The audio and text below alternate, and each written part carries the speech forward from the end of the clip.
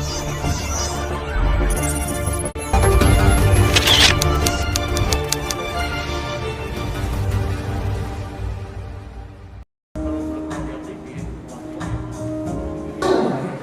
melakukan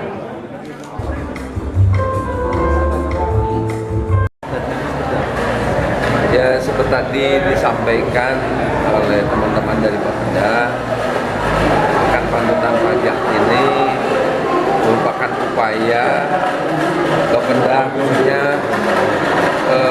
untuk mensosialisasikan beberapa hal terkait kemudahan dalam membayar pajak yang pada ujungnya tentunya pendapatan dari sektor pajak ini bisa meningkat karena diharapkan masyarakat bisa menyadari pentingnya pajak bagi pembangunan dan pelayanan masyarakat itu sendiri, dan juga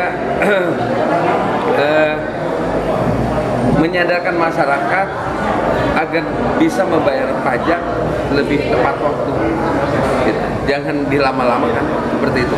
Ada target khusus nggak, terutama pasca pandemi yang banyak? Ya tentunya tadi diharapkan pendapatan pajak jadi meningkat. Berapa persen?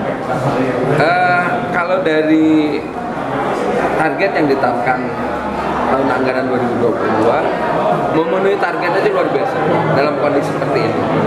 Jangan kita berangan-angan melebihi target, memenuhi target. Karena targetnya luar biasa, meningkat dari tahun kemarin hampir 100 miliar dari pendapatan tahun kemarin. Tahun kemarin di angka 375 miliar, sekarang 482 miliar, naiknya 100 miliar.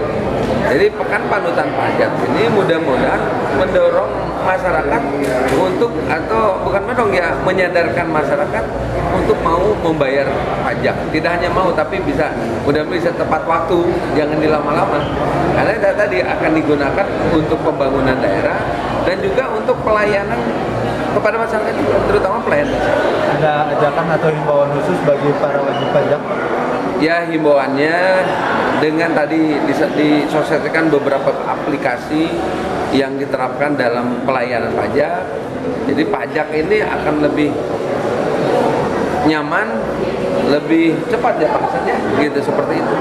Jangan lagi lama-lama. Ini akan lebih nyaman, lebih cepat pelayanannya karena menggunakan aplikasi tadi. Lebih mudah juga.